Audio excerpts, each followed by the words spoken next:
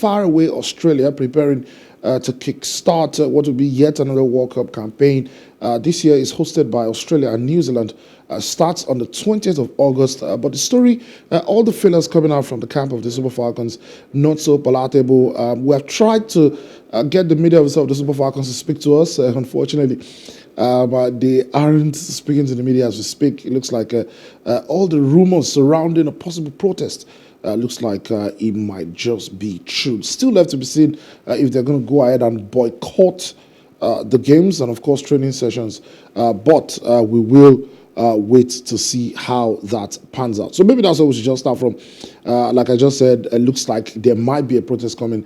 We hear that they are planning to stage a strike and boycott their opening game at this year's World Cup after the General Secretary of the Nigeria Football Federation, Dr. Mohammed Sanusi, told the players that their match bonuses for this World Cup had been cancelled by the NFF.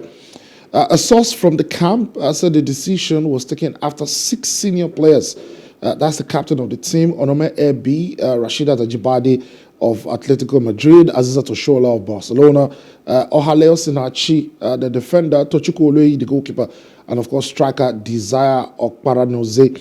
The story is that they held a lengthy meeting once they arrived at their Mercury Resorts campground in Gold Coast. Gold Coast is just about an hour from Brisbane in Australia.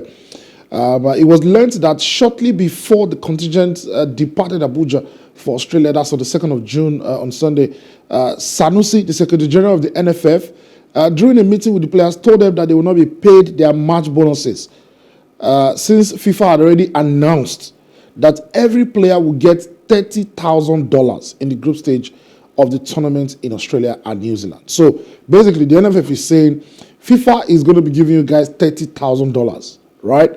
So we are not going to be giving you match bonuses. For those who don't know, the tradition generally match bonuses for Nigerian teams when they go for international tournament is $10,000 if they win, $5,000 if they draw, and $2,000 when they lose for each game, especially in the group stages.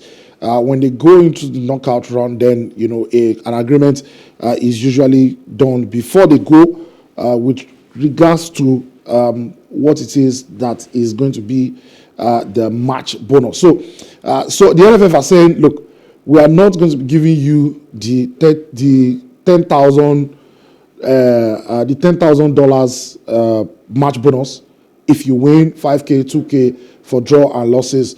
You are getting 30,000, right? Which amounts to basically if you win your 3 group stage games under the normal, the normal arrangement where they get $10,000 each. So many are saying, some are suggesting why the players trying to protest that. So the players want to collect the $30,000 from FIFA and still earn their match bonuses from the NFF. Sanusi also announced that the players will no longer be given 30% from the FIFA grant. Every team that participates in the World Cup gets $1.56 million from FIFA when they go to the group stage of the competition. And the players were due 30% of those funds, but then NFF say, no, we're going to be giving you that money. And those are the reasons why the players are planning to protest. The president of the federation, Ibrahim Gusso, and Sanusi have refused to respond to calls and messages from guys in the media.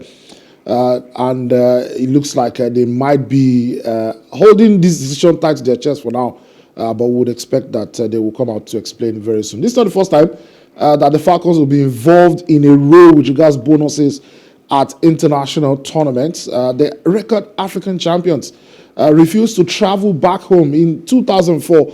If you remember when they won the Women's Africa Cup of Nations in South Africa, insisting that they were paid their bonuses first. If you don't pay us, we will not come back to Nigeria.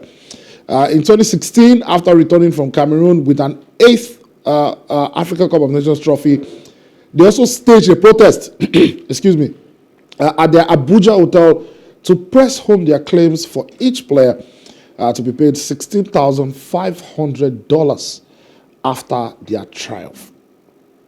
Striker Desire Okparanoze was the captain of the team. She was stripped of the captaincy and banished from the team after she led a bonus protest at the 2019 World Cup in France.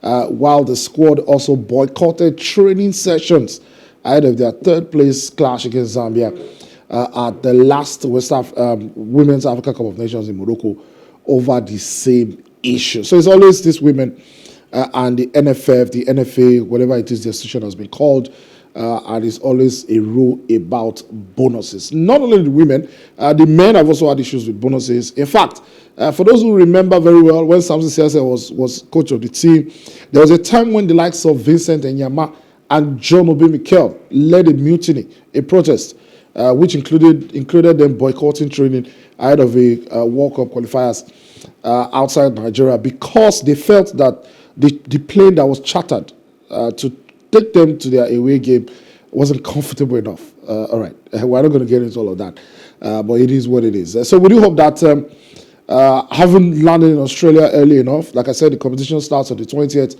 that the NFF, the players, and the coach around the wardroom are able to reach an agreement to ensure that the Super Falcons don't create an embarrassing scenario over there down under in Australia.